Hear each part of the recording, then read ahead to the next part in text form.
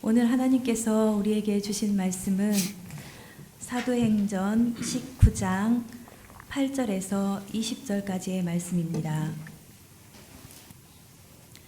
이제 봉독합니다. 하나님의 말씀을 경청하십시오. 바울이 회당에 들어가 석 달 동안 담대히 하나님 나라에 관하여 강론하며 권면하되 어떤 사람들은 마음이 굳어 순종하지 않고 무리 앞에서 이 도를 비방하거늘 바울이 그들을 떠나 제자들을 따로 세우고 두란노 서원에서 날마다 강론하니라. 2해 동안 이같이 하니 아시아에 사는 자는 유대인이나 헬라인이나 다 주의 말씀을 듣더라. 하나님이 바울의 손으로 놀라운 능력을 행하게 하시니 심지어 사람들이 바울의 몸에서 손수건이나 앞치마를 가져다가 병든 사람에게 얹으면 그 병이 떠나고 악기도 나가더라. 이에 돌아다니며 마술하는 어떤 유대인들이 시험삼아 악기 들린 자들에게 주 예수의 이름을 불러 말하되 내가 바울이 전파하는 예수를 의지하여 너희에게 명하노라 하더라. 유대의 한 제사장 스게와의 7 아들들도 이 일을 행하더니 악기가 대답하여 이르되 내가 예수도 알고 바울도 알거니와 너희는 누구냐 하며 악기 들린 사람이 그들에게 뛰어올라 눌러 이기니 그들이 상하여 벗은 몸으로 그 집에서 도망하는지라.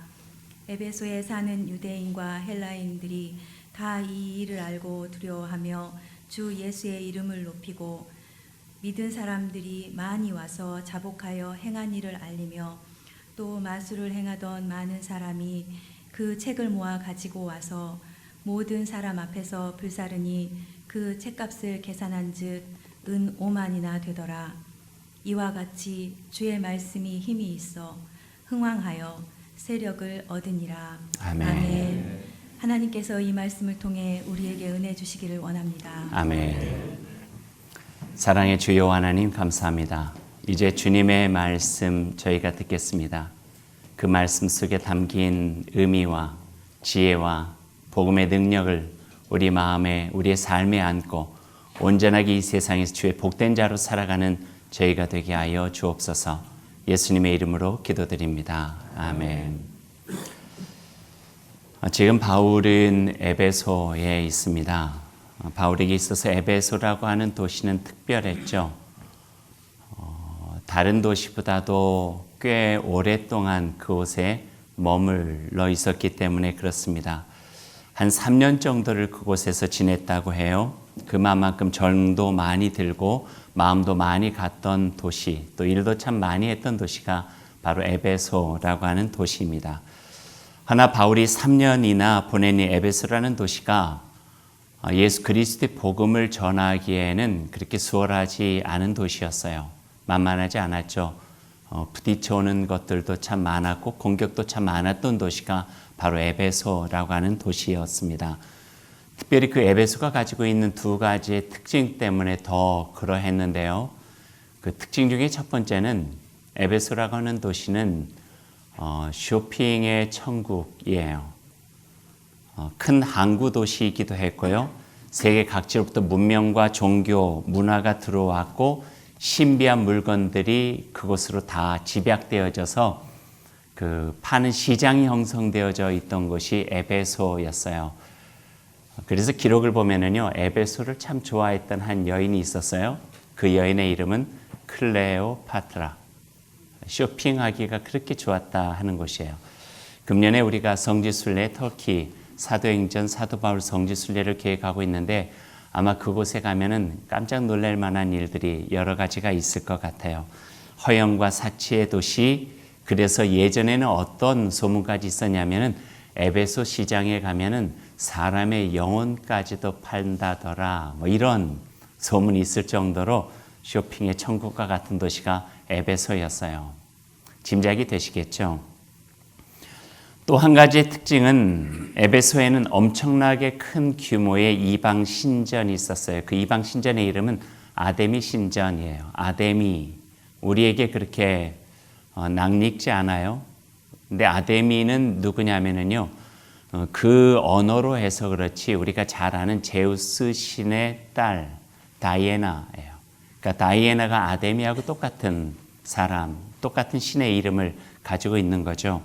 그리고 아데미 신전은 지금은 많이 무너져서 그 형틀을 어느 정도 이렇게 복원하면 볼 수 있는 정도가 되어졌는데 거기에 들어가서 함께 한 자리에서 드릴 수 있는 수가 한 5만 정도 된다고 해요.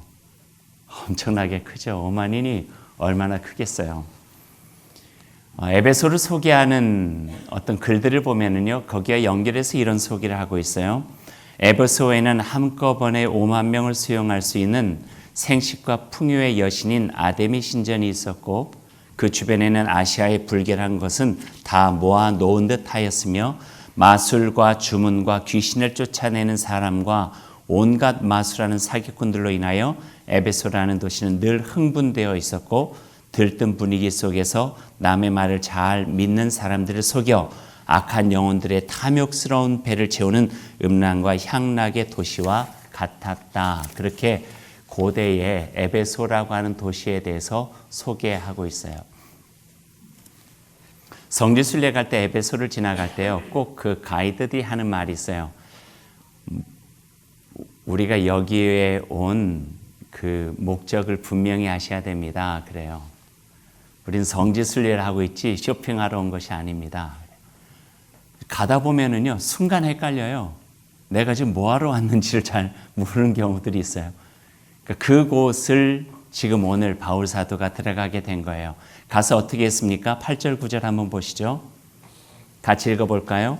바울이 회당에 들어가 석 달 동안 담대히 하나님 나라에 관하여 강론하며 권면하되 어떤 사람들은 마음이 굳어 순종하지 않고 무리 앞에서 이 도를 비방하거늘 바울이 그들을 떠나 제자들을 따로 세우고 두란노 서원에서 날마다 강론하니라. 어떤 의미인가요? 에베소에 들어간 처음 석 달 동안 늘 그래왔던 것처럼 바울 사도는 유대인이 많이 모여있는 회당에 가서 복음을 전했죠. 근데 복음을 전하는데 3개월 이상 계속할 수가 없었던 거예요. 왜냐하면 마음이 완고했던 사람들 또는 복음을 전하는 바울을 시기했던 사람들에 의해서 그 회당에서 쫓겨나게 된 거예요. 쫓겨나서 어쩔 수 없어 바울은 그래도 자기를 따르는 제자 몇 사람과 함께 두란노라고 하는 곳으로 옮겨져서 거기서 복음을 전하는 일을 계속하게 되었더라 하는 이야기가 오늘 이 말씀이에요. 그리고 이어지는 19장 10절 말씀에 저는 조금 주목했어요. 같이 한번 19장 10절 말씀도 읽어보죠. 2해 동안 이같이 하니 아시아에 사는 자는 유대인이나 헬라인이나 다 주의 말씀을 듣더라. 2해 동안 이같이 하니 오늘 말씀의 제목이기도 해요. 한결같이 복음을 전하는 일을 2해 동안 했다는 거. 이같이 그저 어제 했던 일을 오늘 하고 오늘 했던 일을 내일 하고 변함없이 한결같은 모습으로 이것은 내가 해야만 되는 가장 소중한 일이라고 하는 생각을 가지고 2년여를 계속 줄기차게 해왔다 하는 그 말씀이에요. 우리가 살아가면서 어떤 거는요, 간단하게 해도 쉽게 결실들을 볼 수 있는 것들이 있어요. 그러나 정말 소중하고 귀한 일들은요, 시간이 꽤 들어가고 공도 들어가고 마음 모아서 지치지 않고 지속하게 한결같이 해야만 되는 일들이 있죠. 인스턴트 음식, 편의점에서 사는 음식과 간단하게는 마음을 담아서 정성껏 차리는 음식과는요, 이건 달라도 한참 달라요. 간단하긴 그렇게 이야기할 수도 있죠. 사람을 사귀는 일도 마찬가지죠. 내 곁에 있는 사람이 금방 만나서 친해지게 된 사람들도 있겠지만 또 수년, 수십 년 동안 오래 살아가면서 이 모습도 보고 저 모습도 보면서 깊이 알게 된 사람과의 우정은요, 또 다른 거예요. 우리가 예수 그리스도를 믿는 일도 마찬가지예요. 한 사람의 인격이 그 안에서 형성되는 것도 마찬가지예요. 금방 봤을 때 참 좋은 사람 같다가도 만나본 그 안에 온전한 인격이 형성되지 않으면은요, 사람을 힘들게 만드는 경우들, 내가 저런 사람인지 몰랐다라고 생각하는 경우들도 참 많이 있어요. 대개 결혼하고 난 다음에 그 이야기 많이 하죠. 내가 미처 이런 사람인 줄 몰랐다고. 참고로 저는 한 두세 번 들어본 것 같기도 하고. 그만큼 세월이 필요하다는 거예요. 어떤 것은 그 과정을 통하여서 긴 시간을 통해서 열매가 맺혀지고 익어져 가는 것이 있다 하는 것이죠. 김치 하나만 봐도 그렇죠. 묵은 장맛 하나만 봐도 그렇죠. 하나님을 아는 것도 마찬가지예요. 결코 눈으로 머리로 우리들이 알 수 있는 게 아니잖아요. 머리가 좋다 해서 하나님을 잘 압니까? 똑똑하다 해서 하나님을 제대로 할 수 있습니까? 아니에요. 하나님의 말씀을 아는 것은 그같이 되어지는 게 아니에요. 왜 그럴까요? 원래 성경이 그렇게 쓰여지질 않았어요. 머리 좋은 사람들이 쓴 글이 아니에요. 지식으로 쓰여진 글이나 좋은 필체로 쓰여진 글이 아니에요. 성경은 치열한 삶의 자리, 고통과 가슴 아픈 자리, 절망의 몸부림의 자리, 아무것도 아닌 내 자신에게 주신 하나님의 은혜에 감격하여 자기의 삶을 드려진 자리, 땀과 눈물이 범벅이 된 그 자리에서 쓰여졌기 때문에 마음이 그곳에 들어가지 않고는, 내 삶이 같이 공감하지 않고는 그곳에서 만나는 하나님을 온전하게 알 수도 없고 그 말씀이 내 안에서 역사할 수도 없는 거예요. 알면 뭘 많이 알겠어요. 배워서 알면 얼마나 많이 배워서 알겠어요. 사람을 변화시킬 수 있는 역동적인 힘은 그 안에서 하나님을 온전하게 만나는 길밖에 없는 거예요. 그러니 시간이 걸리죠. 성경 공부 몇 번 했고 제자 훈련 마스터했고 확신반까지 했고 사명자반까지 했다고 해서 다 끝나는 건가요? 아니에요. 그거 열심히 조력해봤자요, 내 안에 하나님을 진정으로 만나는 경험이 없이는 그 삶이 변화될 수가 없어요.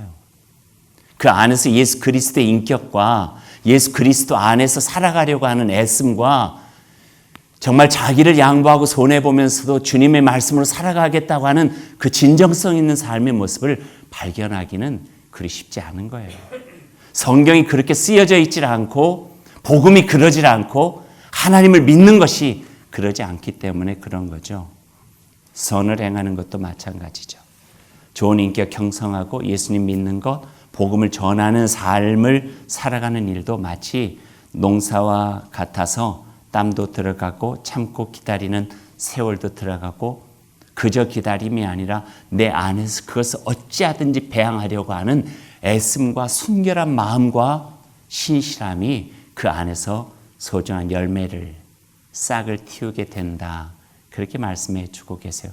그러니 2해 동안이나 이같이 바울 사도는 해낸 거죠. 그 2해 동안 모진 일들이 얼마나 많이 있었겠어요. 그럼에도 불구하고 이같이 행했다. 이 말이 참 소중하게 우리에게 들려지고 있습니다.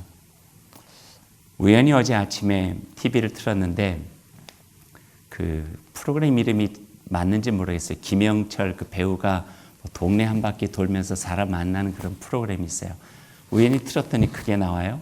그래서 봤더니 바닷가에 가서 어떤 한 사람을 만났어요. 흙을 이렇게 막 캐고 있어요. 그래서 낙지를 잡는 줄 알고 낙지도 하나 얻어볼까 하고 김영철 씨가 갔어요. 그랬더니 낙지를 잡는 게 아니라 흙을 갖다가 자꾸 맛을 보는 거예요. 보신 분 계세요? 예. 그래서 그게 왜 그러십니까 했더니 예, 저녁인가요? 그 도자기를 만드는 분이에요. 그래서 흙 전국 사방에 있는 좋은 흙을 찾아다니는 일을 하시는 분이에요. 흙을 찾았죠. 그래가지고 자기 차에다 싣고 집에 와가지고 그걸 항아리에 담고 숙성을 시키는 거예요. 저는 흙을 숙성시킨다는 것은 어제 처음 봤어요. 근데 몇 년을 숙성시키냐면 5년을 숙성시켜요. 그 물기도 다 빠지고 퍼석퍼석해졌을 때 그 안에 있는 흙으로 이제 자기의 경륜 200여 년 동안 9대째 내려온 도공이에요. 그 가정이. 그래서 도자기의 형태를 만들고 가마에다 넣고 참나에다 불을 붙여가지고 도자기를 구워내는 거예요. 소금을 뿌리고 재래적이고 전통적인 방식으로 도자기가 나왔어요. 사람들 눈에 보면은 순간으로 손을 만들어서 나온 것 같이 느껴지지만 거기에 멘트는요, 이 도자기 하나가 만들어지기 위해서 5년여의 시간이 걸렸다. 맞잖아요. 사람의 인격도 믿음을 가지고 살아가는 삶도 하나님의 말씀이 내 안에 배양되는 것도 이마만큼의 숙성, 깊이 있는 삶의 모습을 통해서 만들어지게 된다. 그렇게 말씀하고 계시죠. 그래서 좋은 것을 얻으려면요. 좋은 인격과 선한 영향력과 예수를 온전히 믿고 살아가는 삶과 이런 좋은 것을 우리의 삶에 바라고 원하고 얻기를 원하시면 그만큼의 수고와 인내와 연단을 아낌없이 해야 되는 과제가 우리에게 있다. 이렇게 말씀해 주고 계세요. 금방 나타나지 않는댔죠. 그래서 포기하지 말라, 지치지 말라 이렇게 말씀해 주고 계세요. 고린도전서 16장 8절 9절 보면은요. 왜 바울 사도가 에베소의 다른 도시와 달리 3년이나 되는 기간 오래 머물러 있게 되었는가 하는 것을 가르쳐 주고 있어요. 읽어드릴게요. 내가 오순절까지 에베소에 머물려 하면 내게 광대하고 유효한 문이 열렸으나 대적하는 자가 많음이라. 이유가 세 가지예요. 첫 번째 광대하고는요. 해야 할 일이 많고, 두 번째 유효한 문이 열렸다는 것은 지금까지 땀 흘려 공들인 보람이 이제 막 나타날 것 같다 하는 거예요. 문이 꽉꽉 닫혀져 있었는데 이제는 문이 조금 열릴 것 같다. 그러나 세 번째 반전도 있어요. 나를 대적하는 자가 많다. 내가 이러한 유효한 일들을 해내기 위해서는 나를 대적하고 나를 힘들게 만들고 어그러지게 만드는 일들이 많이 있음에도 불구하고 이것을 위해서 내가 감내해야 되는 일들이 있다 하는 것을 이야기를 해주고 계시는 거죠.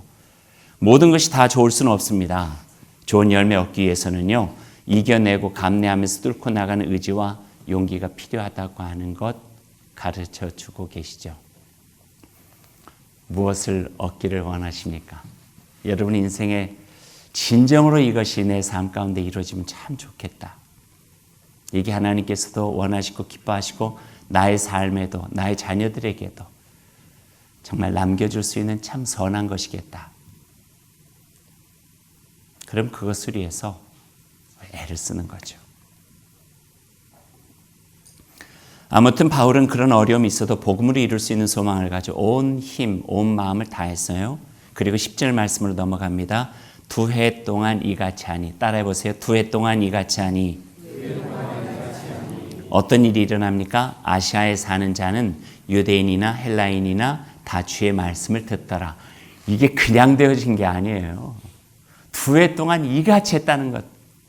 어떤 모함이 있어도, 어떤 시련이 있어도, 대적하는 자들이 어떤 어려움을 주어도 끝끝내 견고한 믿음을 가지고 내 자리 떠나지 아니하고 이같이 했다는 거예요. 그러니 복음이 그 속에서 이제 역사하기 시작해요. 아시아에 사는 자는 유대인이나 헬라인이나 다 주의 말씀을 들었더라. 이 말은 그냥 한 줄이지만 여기에는 그 뒤에 있는 어떤 의미들이 있어요. 요한계시록에 나오는 7교회와 라오디게아, 히에라볼리, 골로새 교회들이 바로 2년간의 이 복음으로 전파되어져서 교회들이 뿌리를 내리게 되었다 하는 의미도 있고요. 두란노 서원에서 그냥 말씀만 전한 것 같이 보이지만 거기서 말씀을 듣고 그 마음에 변화된 사람들이 자기 고향으로 돌아가서 여러 가지 복음의 뿌리를 다시 뿌려나가는 일들을 하게 되었다 하는 것도 있고요. 빌레몬 같은 사람은 그리스도 영접한 후에 교회 설립을 위해서 여기서 들은 말씀으로 골로새 교회 가서 복음의 사역을 감당하고요. 또 바울의 능력 있는 기도의 동역자였던 에바브라 같은 사람도 그리스도를 처음으로 영접한 곳이 바로 이 에베소와 같은 곳이었어요. 그저 이루어진 것이 아니죠. 2년이라고 하는 시간이 그저 있었던 것은 결코 아니었다 하는 말씀이에요. 그게 한 줄로 아시아에 있는 유대인들과 헬라인들에게 복음이 전해지게 되었더라 하는 그 말씀이에요. 그뿐만이 아니에요. 우리가 생각지도 못했던 복음의 기적과 능력들이 본격적으로 나타나기 시작해요. 11절과 12절을 한번 보시죠. 같이 한번 읽을까요? 하나님이 바울의 손으로 놀라운 능력을 행하게 하시니 심지어 사람들이 바울의 몸에서 손수건이나 앞치마를 가져다가 병든 사람에게 얹으면 그 병이 떠나고 악기도 나아가더라.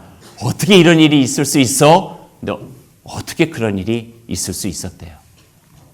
2년 동안에 숙성된 복음의 능력들이 과감하고 아주 공격적으로 아주 치열하게 적극적이고 구체적으로 나타나고 있는 모습들을 성경을 통해서 우리에게 증거해 주고 계시는 거예요. 바울이 입었던 땀내 나는 옷이 무슨 능력이 있었겠어요? 그곳에 들어가 있었던 바울이 전한 복음의 능력들이겠죠. 여러 해 전에 한 평범한 검은색 드레스 한 벌이 엄청난 가격으로 팔려서 그 뉴스에 나온 적이 있었어요. 얼마에 팔렸냐면요, 80만 7천 달러. 우리 돈으로 환산하면은 한 10억 정도 가까이 되어지는 돈이래요. 옷 한 벌인데, 평범한 옷 한 벌이 거기 뭐 다이아몬드가 박혔거나 엄청난 보석이 박힌 것도 아닌 그냥 검은색 세틴 드레스. 근데 그게 그렇게 비싼 가격에 팔린 거예요. 그것은 그 옷이 가지고 있는 값어치보다는 그 옷을 입은 사람 때문에 그랬어요. 짐작하세요? 누가 입었어요? 오드리 헵번. 오드리 헵번이 입었던 옷이 그렇게 팔린 거예요. 옷을 산 사람은 그 옷을 입기 위해 산 것이 아니라 그 옷의 주인인 오드리 헵번이 남긴 봉사정신과 인류에 대한 헌신적인 사랑을 기념하고 간직하고 싶어서 그 옷을 샀다. 그렇게 이야기를 해요. 그리고 실질적으로 그 옷을 산 10억 가까이 된 돈도 인도의 빈민을 위해서 오드리 헵번 정신에 따라서 사용이 되어졌죠. 오드리 헵번, 로마의 휠, 이렇게 유명한 여배우인데 음악의 여왕이라고 이야기하기도 하고 세계 요정이라기도 하는데 요즘 우리에게 많이 불려진 이름은 아름다운 여인이에요. 아름다운 여인. 63세로 1993년에 죽기 전까지 아프리카에서 자기의 삶을 봉사활동하다가 돌아가셨죠. 그의 인생의 마지막 모습들이 사람들의 기억과 마음속에 꽤 오랫동안 남아있어요. 그러다 보니까 그가 죽은 다음에 티파니에서의 아침을인가요? 그 영화 때 입었던 그 옷 한 벌을 10억 가까이 되는 돈을 들여서 사게 된 거예요. 그의 정신을 산 거죠. 그의 사랑의 마음을 산 거죠. 인류에 대한 봉사의 가치를 그가 사서 더 아름다운 곳에 기리게 된 거죠. 중요한 게 정신이에요. 정신. 그 마음에 배어있는 그것이 중요한 거죠. 십자가 보세요. 십자가가 두 나무 얽어 있는 것, 무슨 값어치가 있겠어요? 그러나 십자가가 예수 그리스도를 만나는 그 순간에 사람에게 위로가 되고 격려가 되고 구원이 되고 새롭게 살아갈 수 있는 능력이 되고 모든 아픔과 슬픔들을 이겨낼 수 있는 하나님의 은혜의 자리가 십자가가 되어지는 거죠. 정신이에요. 그 속에 담겨져 있는 얼이죠. 그러니 십자가 목걸이가 병든 자를 고치고 악귀를 내몰며 그리스도의 은총과 사랑으로 신비한 일들을 만들어내는 거예요. 성경 하나님의 말씀이 사람을 변화시킬 수 있는 것은 글이 아니라 그 속에 담겨져 있는 하나님의 놀라운 역사죠. 마찬가지예요. 바울이 가지고 있는 앞치마나 손수건 이런 것들이 무슨 능력이 있겠어요? 그곳에서 전했던 바울 복음의 정신 이런 것들이 능력이 되어지는 것이겠죠. 그러다 보니까 예수 그리스도가 주신 말씀이나 또 십자가의 능력이나 복음의 능력은 마치 바울의 앞치마나 손수건처럼 우리 가운데 임하면서 한 사람을 변화시키기도 하고 오늘 말씀 같은 걸 보면은요 한 도시까지도 변화시키는 모습들을 우리가 보는 거예요. 바울이 전한 복음은 한 사람의 개인의 인격뿐만 아니라 도시 전체를 문화를 바꿔버리게 됐어요.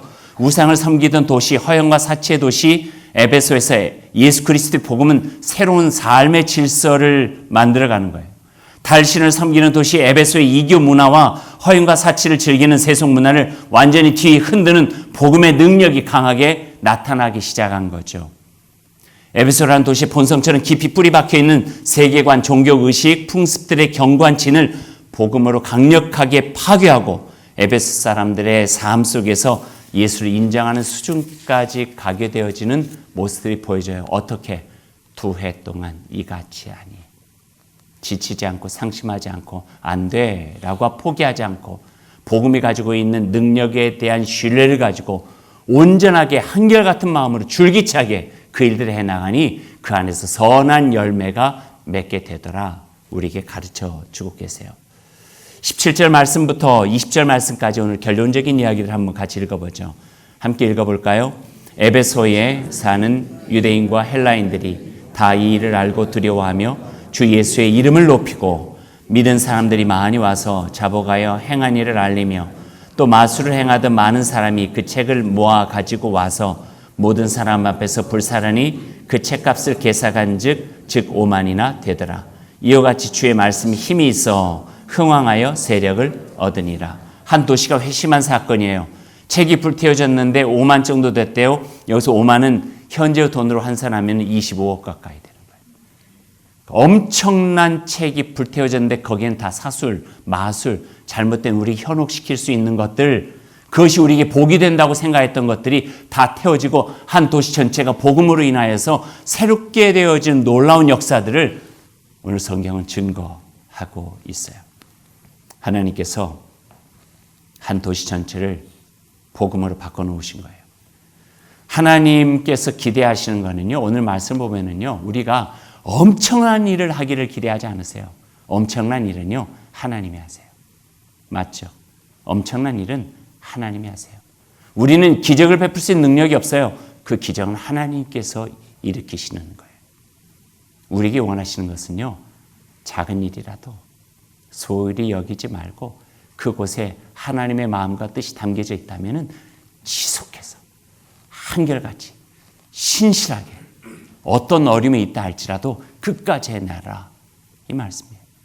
요한계시록 2장 10절 말씀처럼 죽도록 충성하라, 죽기까지 너의 신실함을 지켜내라, 이걸 원하시는 거예요.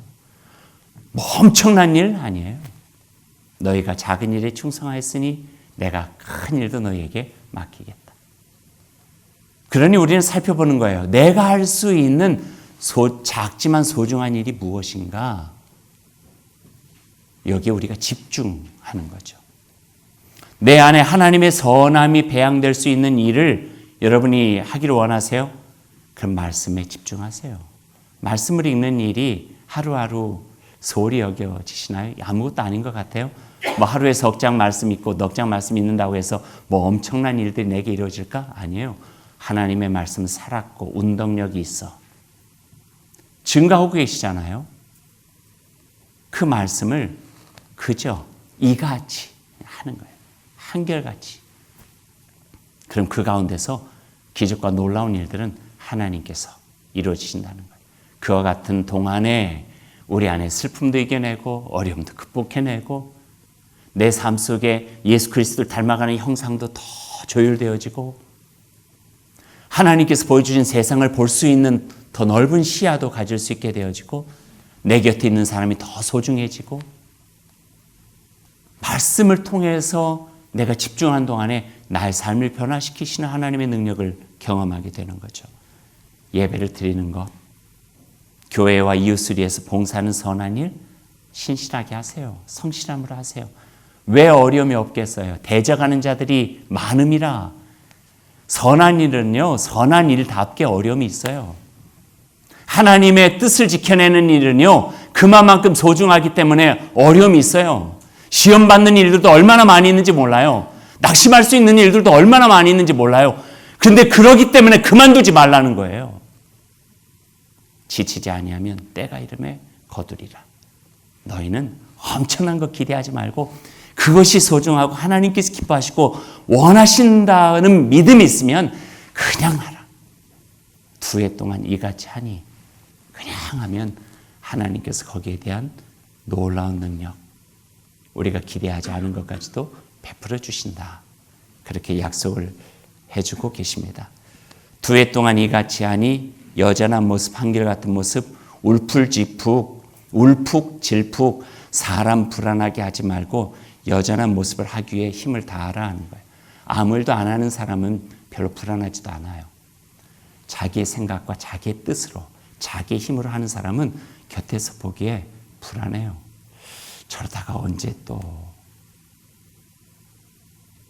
그러지 말라는 거예요.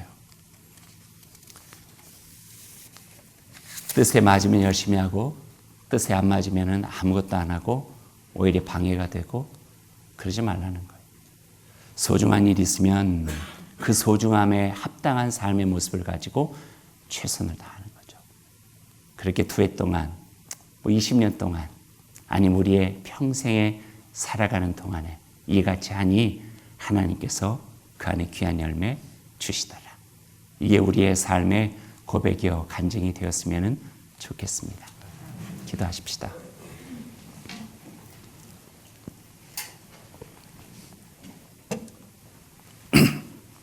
하나님, 우리가 살아가는 세상도 에베소라고 하는 도시처럼 복음으로 살아가기에 그리 만만한 곳이 아닙니다. 예수 그리스도의 복음의 능력이 필요하고 나를 지켜낼 수 있는 신실한 믿음이 필요한 이 세상입니다. 그러기에 하나님의 은혜가 필요합니다. 주님께서 우리를 지켜주셔야만 됩니다. 우리가 생각하는 근거요, 뿌리에 복음이 있어야 하고 그 복음으로 이 세상의 잘못된 풍조와 허영을 이겨내고 타락한 문화를 대적해 예수 그리스도의 생명의 문화로 세워가는 일이 참 소중합니다. 하나님, 그와 같은 일에 저희를 사용하여 주옵소서. 선한 삶을 살아가는데 지치지 않기를 원합니다. 견고한 믿음으로 굳건하게 서서 너그러운 사랑과 선행으로 여러분의 삶의 자리를 하나님의 능력이 나타나는 생명의 자리로 일구어 가 보십시오. 그럴 때 두 해가 아니라 우리의 삶의 모든 여정에 이와 같이 하니 우리를 통해서 하나님 놀라운 역사는 이루어지는 기적과 같은 주의 은혜, 주의 복을 누릴 수 있게 될 것입니다. 사랑의 주님, 이 마음을 가지고 변함없이 한결같이 줄기차게 어떤 시련과 어려움이 있다 할지라도 우리의 마음을 주님께 드리고 주님의 마음으로 우리의 삶을 지탱하고 지켜내면서 살아가는 저희가 되게 하여 주옵소서. 주의 성령으로 힘이 되어 주시고 연약하고 부족한 우리에게 우리의 인생 맡겨주지 마시고 하나님의 마음, 주의 영이 우리 안에 계셔서 이제는 그리스도가 우리를 살아갑니다 고백하며 나아가는 저희의 삶이 되게 하여 주옵소서. 예수님의 이름으로 기도드립니다. 아멘.